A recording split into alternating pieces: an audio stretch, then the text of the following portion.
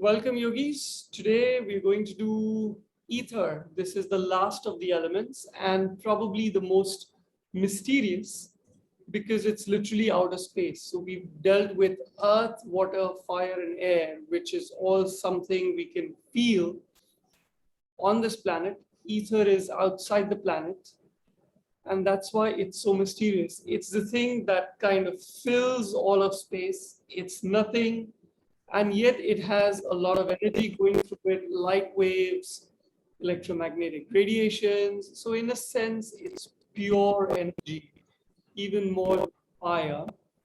So I'll request Ranjini to, she always prepares an invocation, a mantra. She's done something today as well. I think it's the Akash mantra, if I'm not mistaken. So Ranjini, over to you before I mute everyone. Thank you, Mohammed. This is the Akash Gayatri mantra. It holds several benefits for the mind and the body. It appeals to the element of space for freedom from harm and climatic disasters.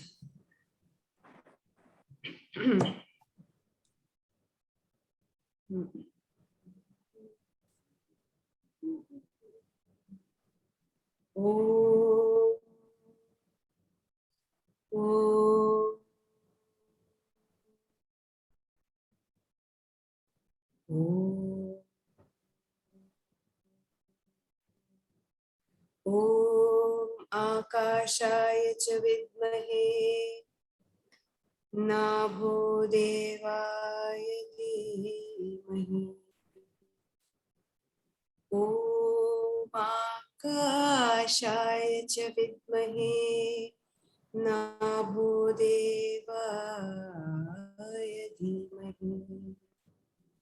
Tanno Gagana Prachodaya.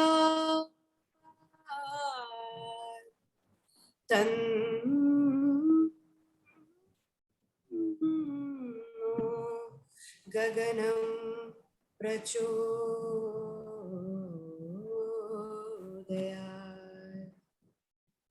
O divine energy of all space, give me higher intellect and illumine our minds and keep me safe in your space.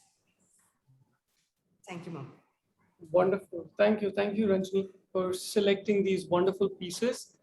Yogi, settle down on your mats. Seated is great, either cross-legged or Vajrasana, whatever suits you. Sit up tall, draw your spine tall, but relax your shoulders. Gently draw your shoulder blades in towards each other. Get into your breath. If you want, palms in front of your heart,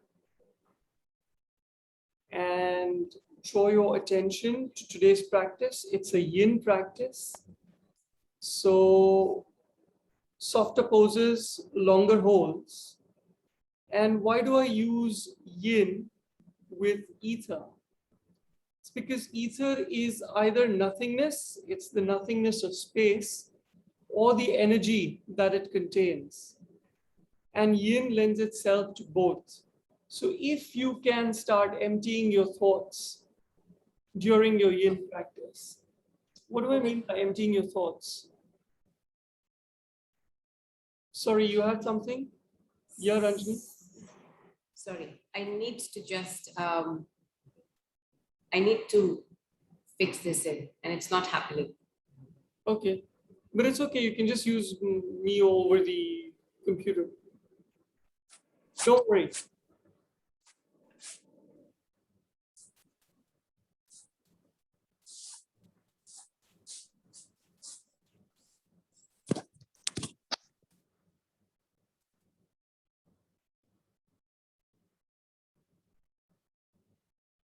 Can't hear you, Ranjini. Can't hear you at all.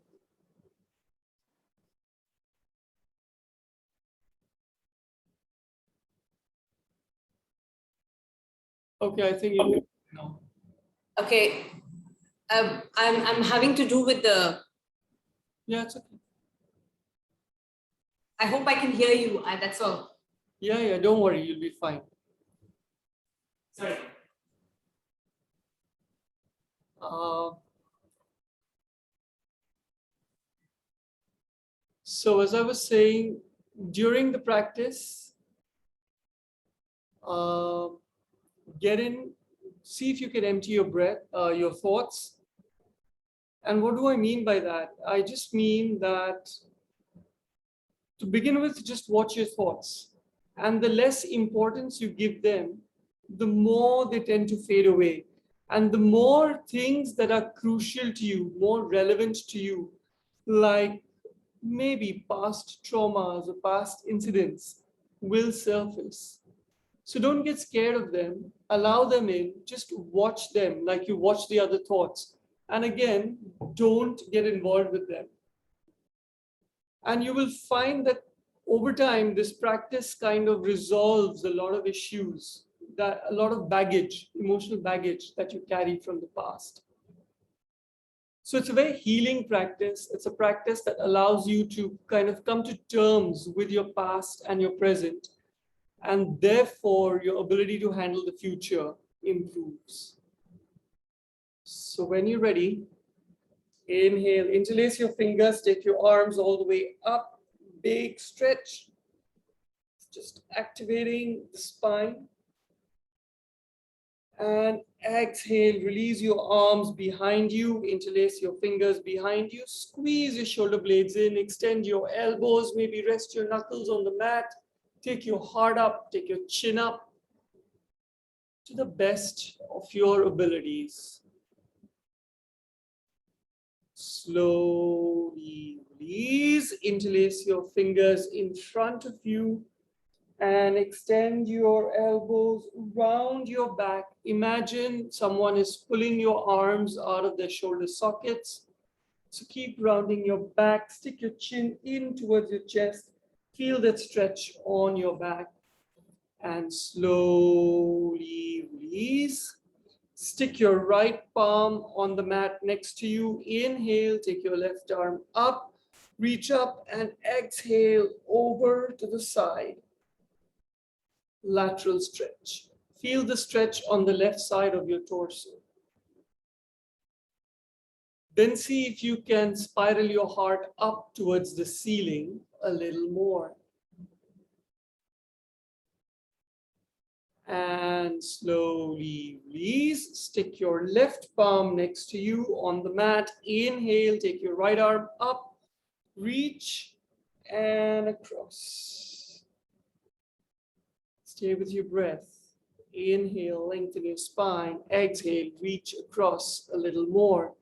Then see if you can turn your heart up towards the ceiling a little more.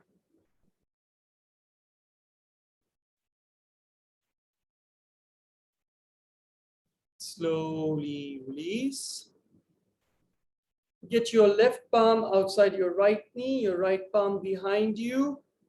Inhale, spine tall. Exhale, twist. Twisting.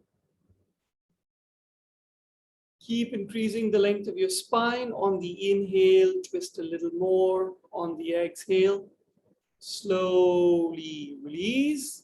And the other side. So right palm outside left knee, left palm behind you. Inhale, spine tall. Exhale, twist.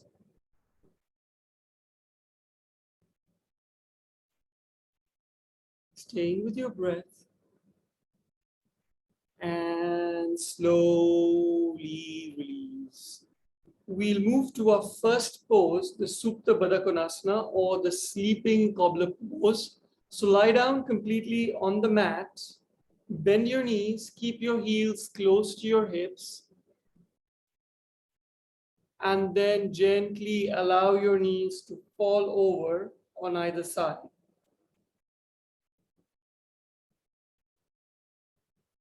And then you can rest your palms on your thighs to just remind you of the gentle pressure.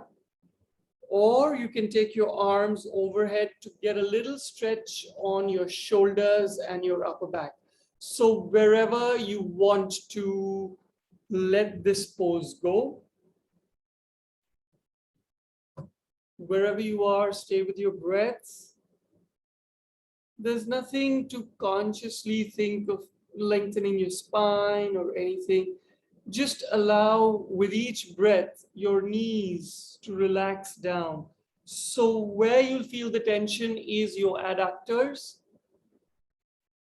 With each exhale, see if you can release the adductors. There's nothing you need to do, just let them be. And with each breath, you might feel a little release.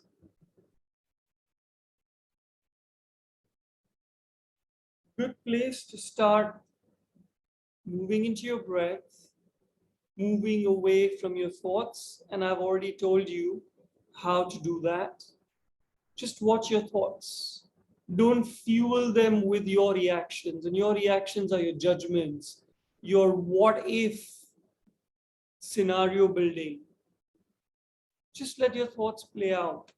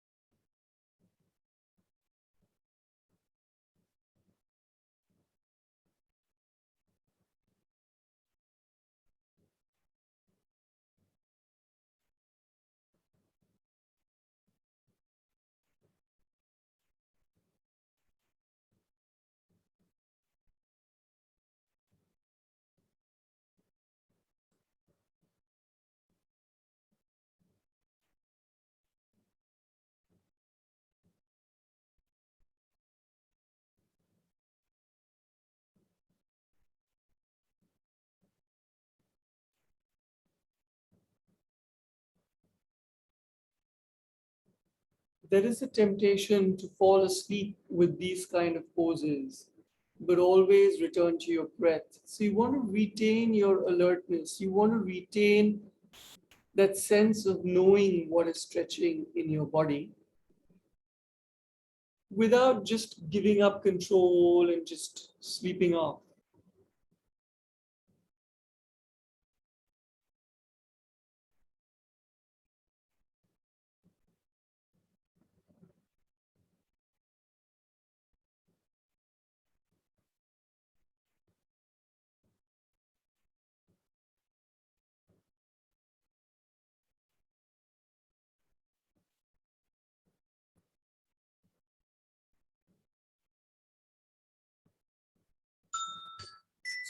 Slowly release by getting your knees together, releasing your arms wherever they are, and then just keep your knees together, but walk your feet away from each other as much as you can.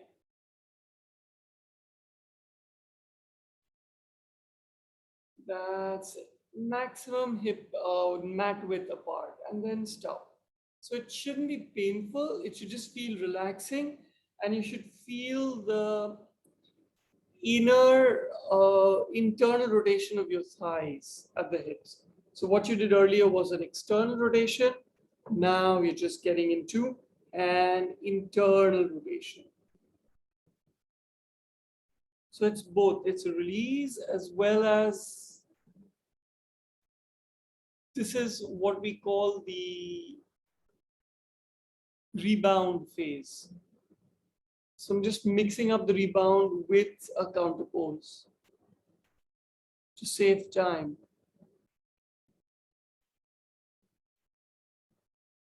Not that there is ever any time pressure with yin. There are days when I just do like 4 poses of yin in an hour. But my immersion in those poses is full.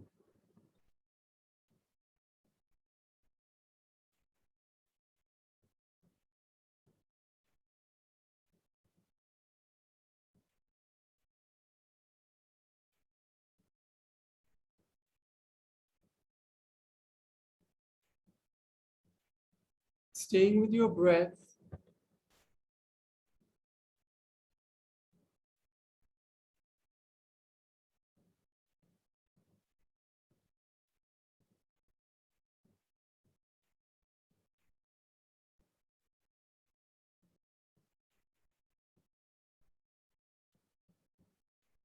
Slowly release your feet in front of you. So get your legs straight, very slowly. Take your time, no rush. And now just enjoy the rebound on both the poses.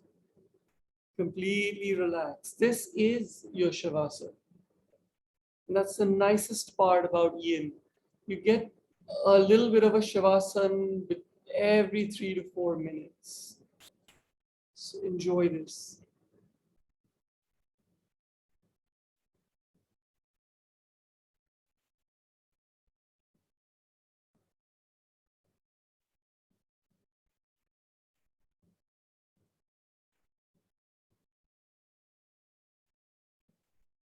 When you're ready, gently pull your knees in towards your chest. Give yourself a nice little squeeze. Roll over to your left. Turn your face down. And gently, gently, gently come up to seated.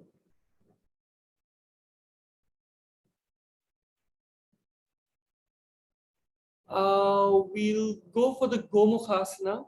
So if you can, get your right knee in front of you with your right heel outside your left hip, and then cross your left knee directly above your right knee. Now, if you're tight on the hips and this pose is not accessible to you, do the fire log pose, which is your left ankle on top of right knee and left knee on top of right ankle. So choose one of the poses. So if you're doing the fire log pose, your thighs and your calves kind of form a triangle. Your left calf is on top of your right calf directly.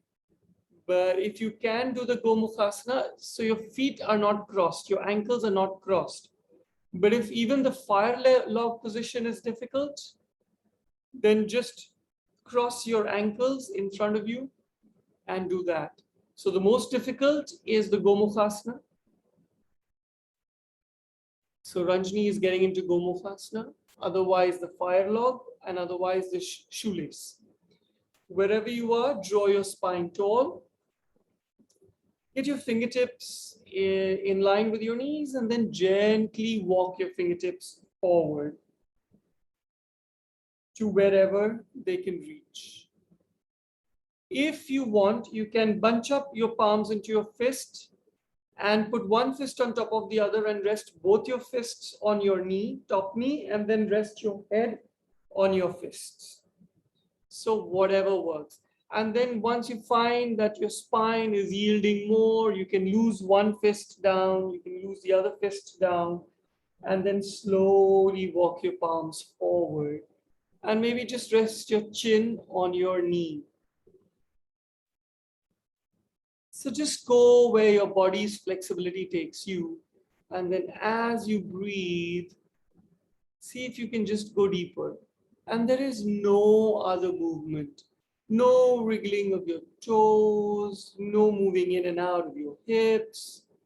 Try and remain as still as you can. And I know this puts immense pressure on your brain because sometimes your brain is just screaming and saying, move, please move. But that's the training. You have to find your peace in spite of all the internal agitation. Of course, if it's a sharp pain, then you need to move, please move. But as long as it's just a gentle pain and it's just your brain acting stubborn and saying, come on, you got to move, take that control back.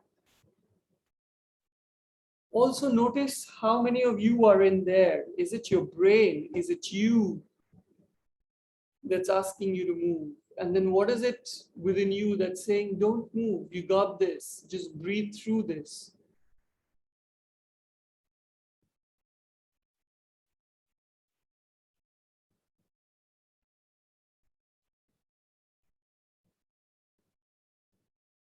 Staying with your breath. With each exhale, see if you can release a little more onto your thigh, onto your upper thigh.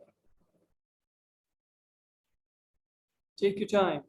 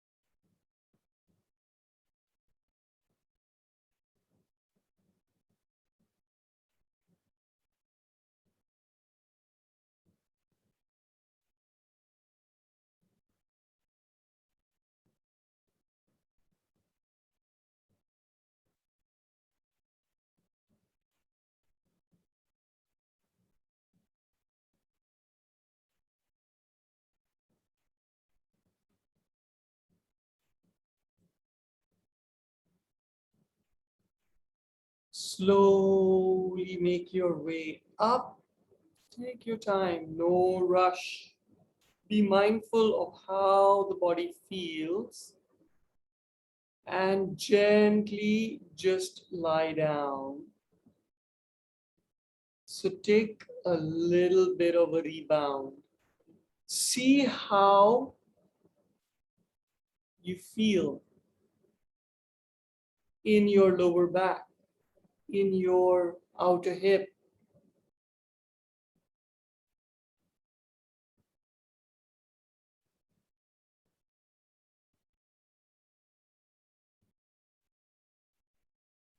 Staying with your breath.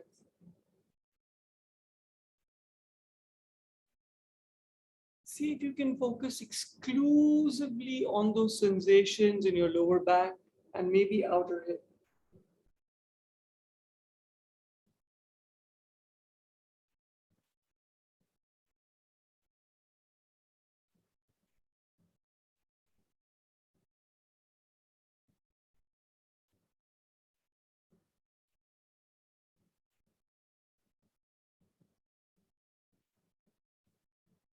When you're ready, pull your knees in towards your chest. Give yourself a squeeze, roll over to your left, come up to seated, and this time the left knee goes down, the right knee is on top. So basically switch your legs. If you were doing the fire log, the left calf is down, the right calf is on top of it.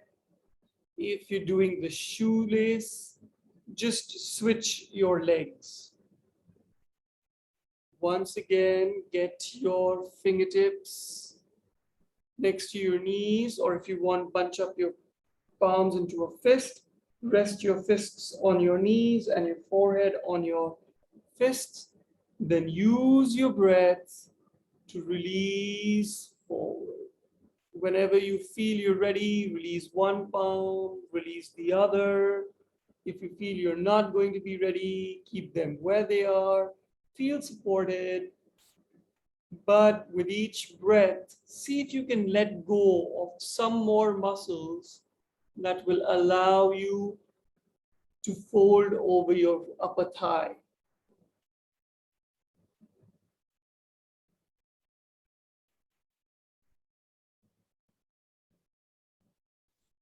As you release into your physical body, so too try and release with your thoughts. It's the same principle.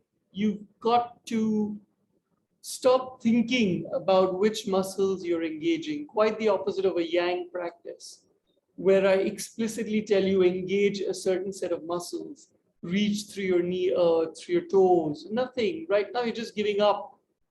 You're just giving up with all your muscles. Same way, give up on your thoughts.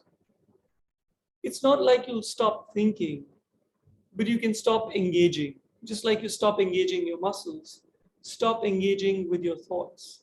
Watch them, enjoy them. Don't judge. Even if you get negative thoughts, it's fine. Just watch those negative thoughts. You don't have to enjoy them. You don't have to appreciate them. You don't have to do anything. You don't have to beat yourself up for thinking negative thoughts. Just let them be. And maybe your thoughts will let you be. Relax your shoulders. Relax your elbows. Give in.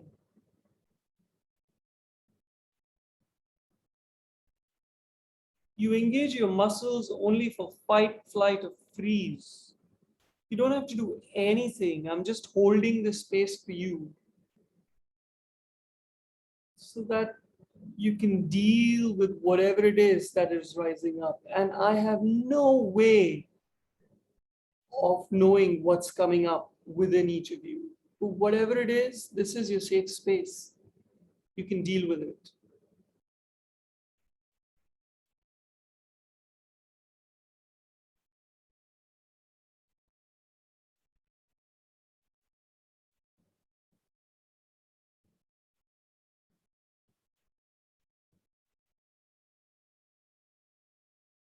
Gently release and gently move into Shavasana. Take your time, no rush.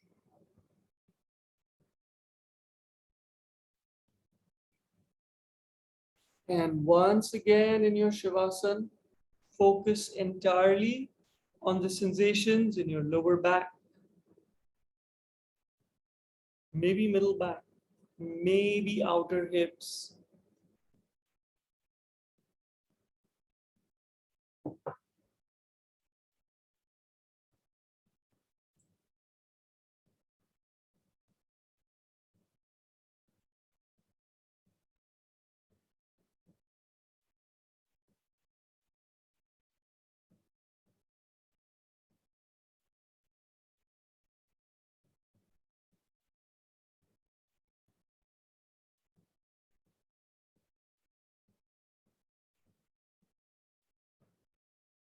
Shavasana is the easiest pose to let go, but even here, I see yogis holding tension in their throats, in their tongues, in their eyeballs. Let it go. When you're ready, slowly pull your knees in towards your chest. Give yourself a squeeze. Take your time, roll over to your left. Come back to seated.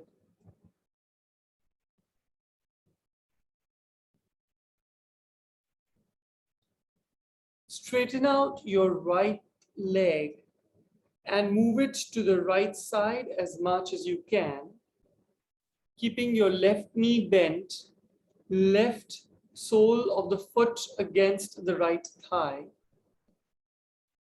Staying tall, and then with your right palm, reach under your right calf and then keep taking it forward to the extent you can. If you can hook onto your right big toe, well and good. If you can't, just stay there. Then take your left arm over and across your head and just let the elbow wrap over your head. So your elbow is in touch with your head. And just let your fingers dangle. If you can, gently just keep pushing your left shoulder back. If you can't, it's fine. As long as you feel the stretch on the left side of your torso, that's all we're going for.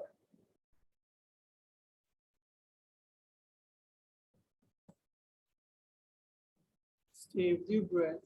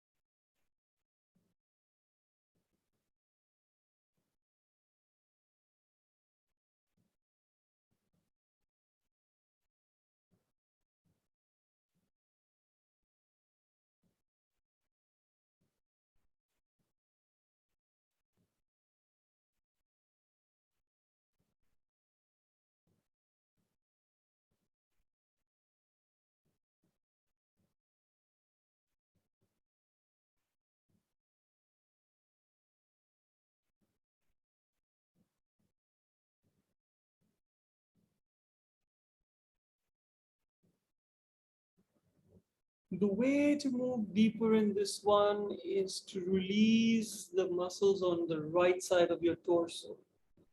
So your right shoulder descends towards your right knee. Bend your right elbow if you need to.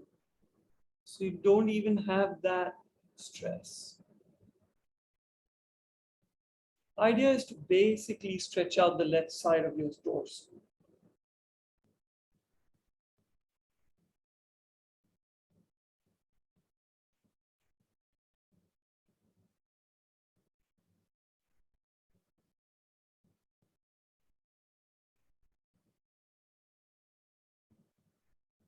Slowly release.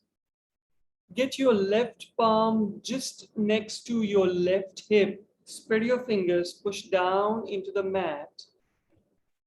Then gently lift your hips off the mat as high as you can and reach your right arm overhead. So lift your hips up. Yes, and keep reaching your right arm overhead. Your right shoulder down towards the mat to the extent possible. 4, 3, 2, 1. Gently release. Move over to the other side. So extend your left knee and rotate your left leg as far out to the left as you can. Right sole of the foot against left thigh. Your left palm under your left calf and sliding forward to the extent of your flexibility. If you can, hold on to your left big toe. Your right arm goes over and across. Your right elbow wrapping around your head. Your right arm sitting on your head. And then if you want to, gently engage your right shoulder to push towards the wall behind. If you don't want to do this, it's fine. After all, it's yin. Staying with your breath. Enjoying that stretch on the right side of your torso. Also a little bit of a stretch on your left hamstring.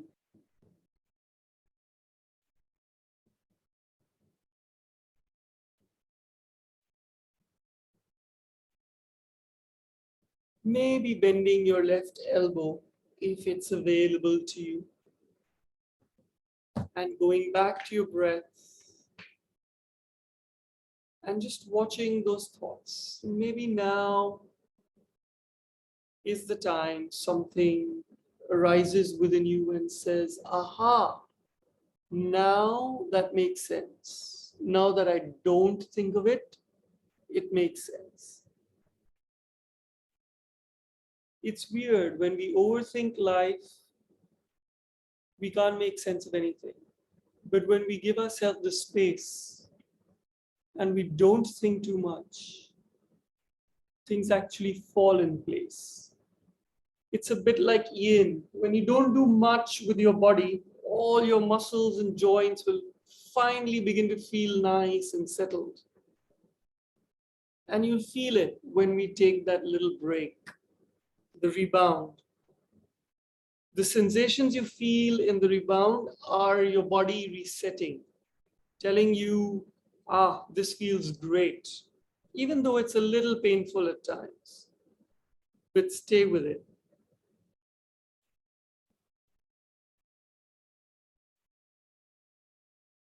Gently release. Slowly take your time. Get your right palm just outside your right hip. Spread your fingers. Lift your hips up gently. And take your left arm over and across, dropping your left shoulder down towards the mat to the extent possible. 5, 4, 3, 2, 1. Gently release. Straighten both your knees. Keep your feet as wide apart as possible. making sure your heels remain on the mat. So if you want, push your hips back, because otherwise, if your heels are not on the mat, it gets super painful on the ankles. And then let's do the pancake. So from here, walk your fingertips forward as far as you can. Some yogis can reach their heart down to the mat. I just get stuck. And if you want, widen between your fingertips so you hold on to your calves or your big toes, if that helps. But don't kind of engage, don't kind of push yourself down. The idea is to just release your lower back so that you reach down, reach your heart down as much as possible. So try not to engage. I find it useful to hold on to my big toes because I get some kind of leverage. But that's it. I don't engage my shoulders. I don't engage my biceps to pull myself down. Your back can be rounded, doesn't matter. Release yourself down to the mat to the extent you can. No need to stick your chin forward. No need to tuck your chin in. Let your neck be a natural extension of your spine. Stay with your breath. You should be feeling it once again in the adductors, but also behind the knees, a little bit in the calves. So it's not the same as the Badakonasana, it's slightly different. Appreciate that difference. It's also in your middle back. It's a little bit in your shoulders if you're holding on to your big toes.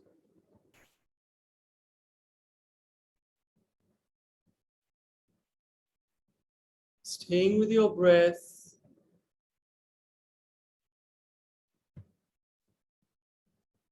Reminding yourself not to engage with your thoughts, but at the same time watching them float by.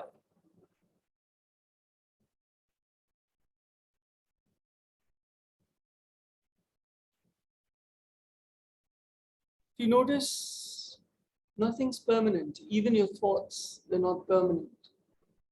Today you think something's great, tomorrow you change your mind.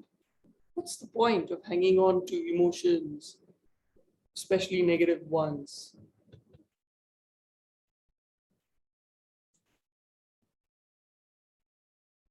Allow yourself the freedom to give up on things that don't work for you, just as your body is doing that. So right now you think you're not doing much, but literally there are parts of your fascia, the connective tissue, that are resetting, and they're giving up on whatever stress that might have built up over time.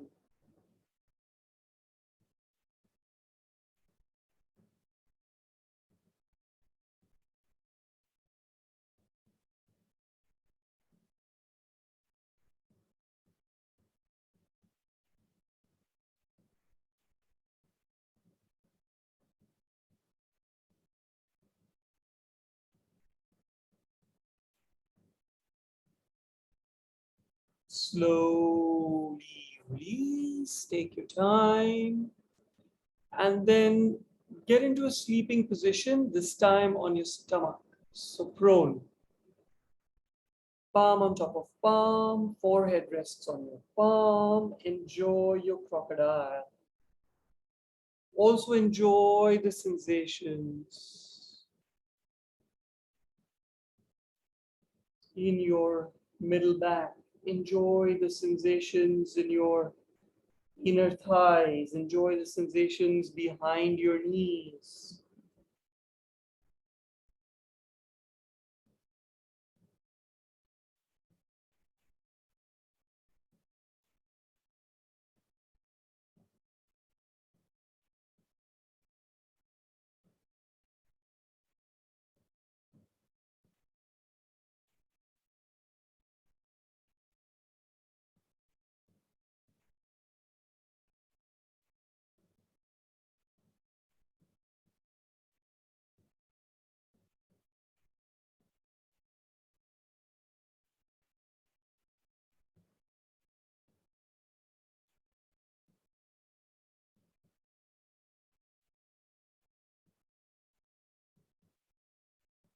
Gently push back to child's pose, keeping your knees wide apart or together, yogi's choice, whatever feels right for you today.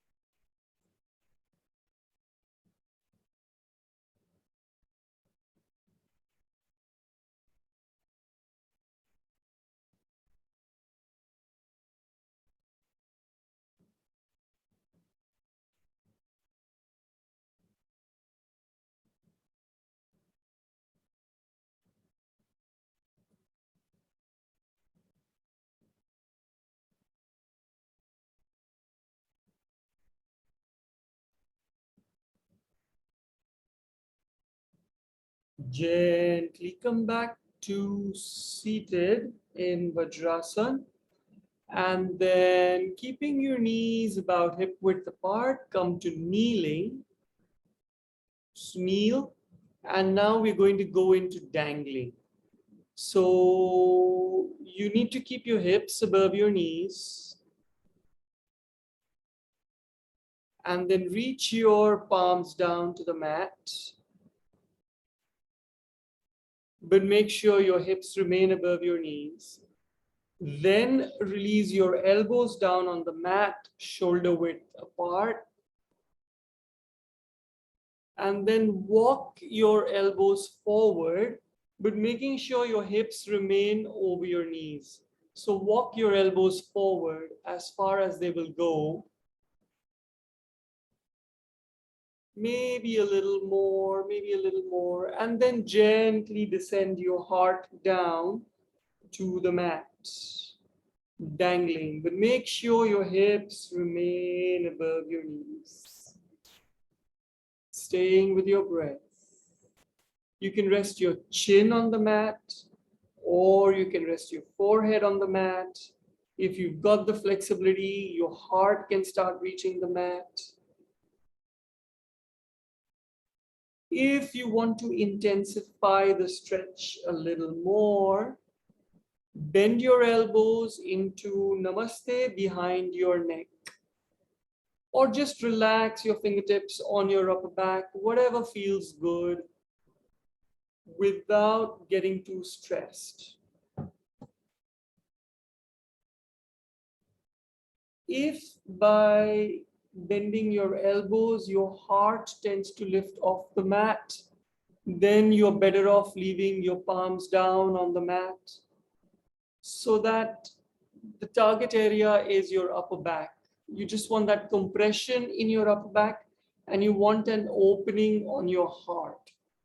That's it. The rest is just added layers of complexity.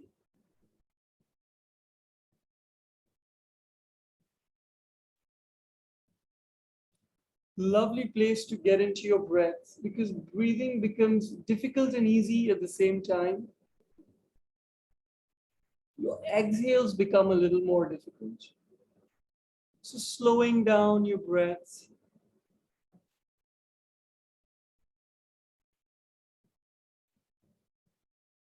And I know it feels uncomfortable, but can you stay in the moment by staying with the pain? Just seeing where is the pain, seeing if it moves around or it's localized.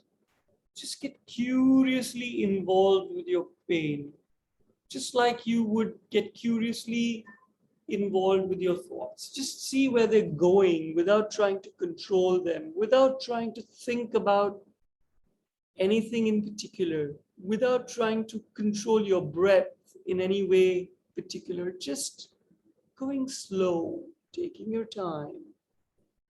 This is your time with yourself. I'm just holding the space for you, letting you know this is safe. Whatever comes up, you're strong enough to deal with it. You've gone through earth, water, air, fire. This is just the last. This is poof, nothingness.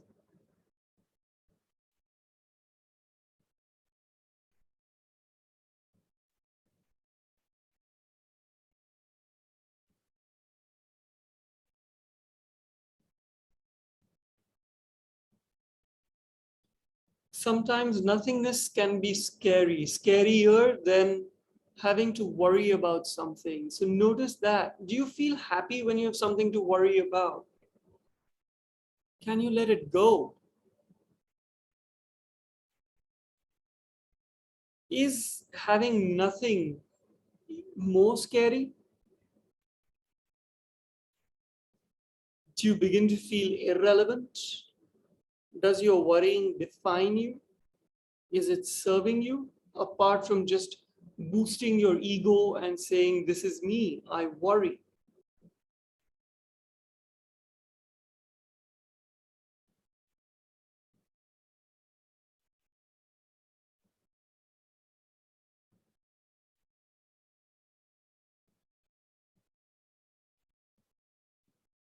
Gently release back to your most comfortable Shavasana.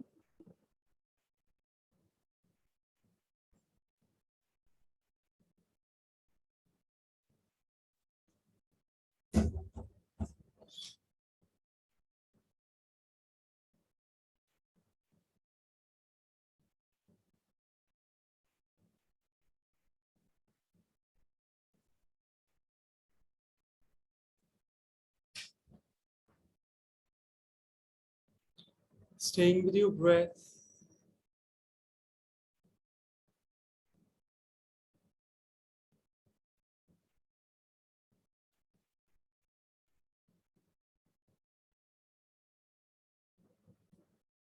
Trying to come to grips with the sensations in your upper back, in your abs.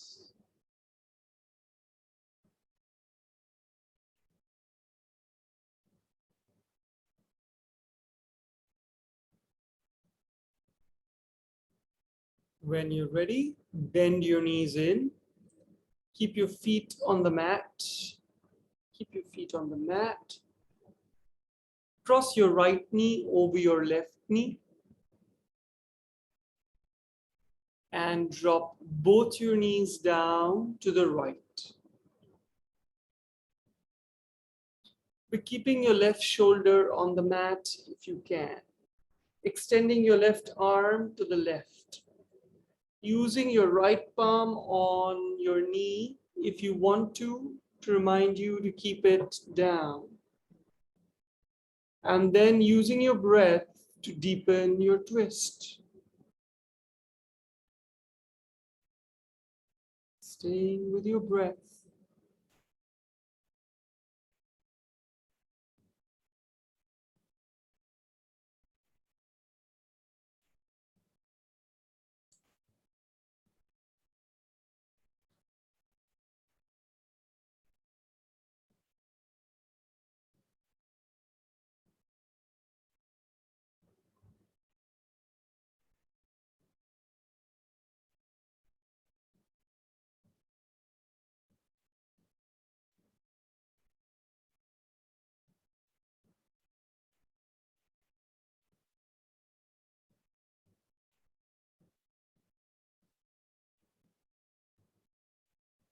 What are you thinking of now? Does it feel better to stay away from your thoughts and just let them do their thing?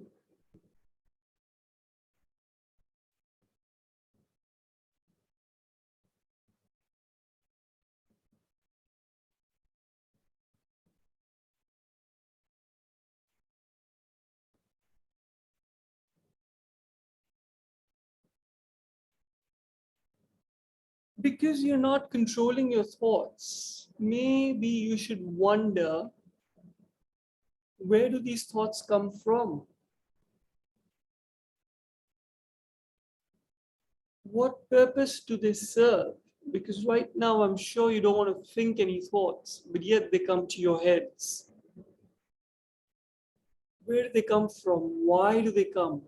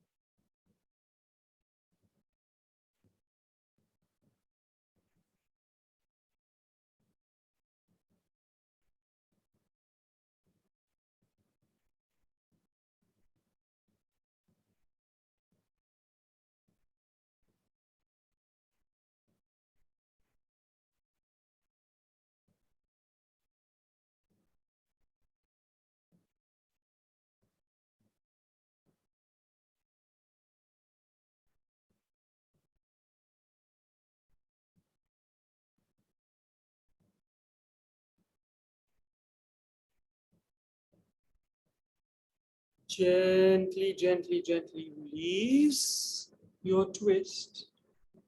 Just lie in Shavasana.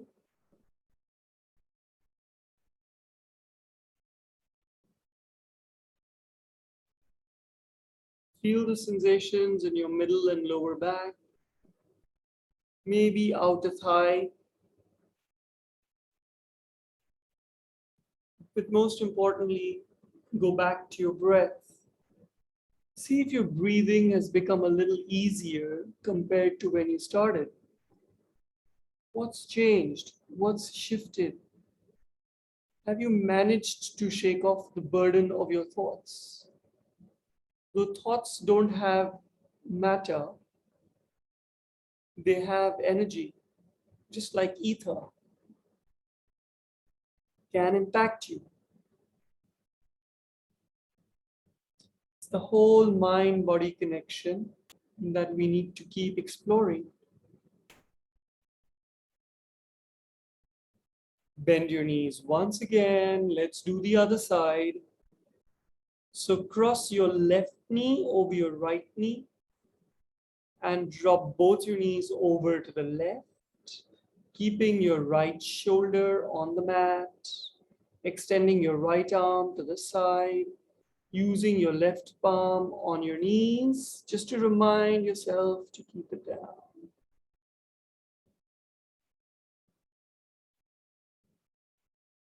See if you can relax everything that doesn't need to get engaged, including your shoulders. The more you relax your abs and core, the deeper you'll get into your twist. The more you relax your glutes, the deeper you'll get into the twist. So help yourself.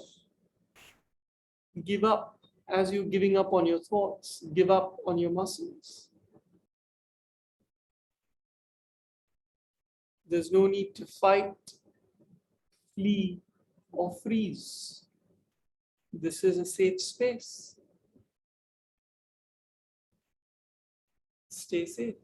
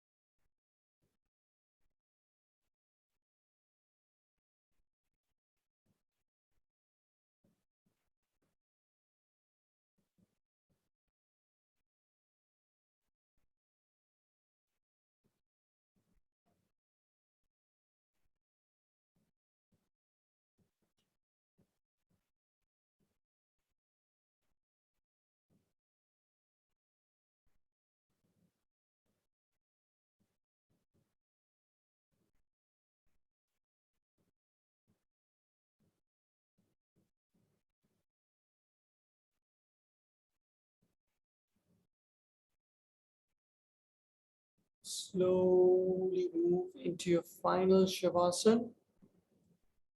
Sometimes it's hard to imagine how quickly this 1 hour goes. Sometimes I know you just want to keep doing more of yin. And actually, you can by taking the same principles of yin into your regular life. Principles of yielding, of being soft, of being vulnerable, of being able to just handle the intensity without reacting. It's a beautiful way to live life where you don't resist life. You allow life to flow through you, just like you've allowed your fascia to open up the energy channels that it has.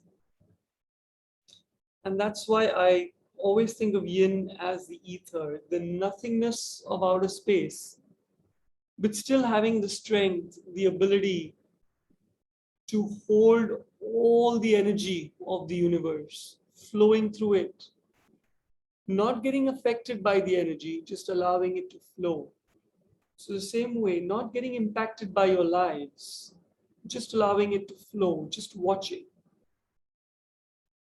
And what I'll do, yogis, is I will leave you in your Shavasana. Stay here for as long as you want.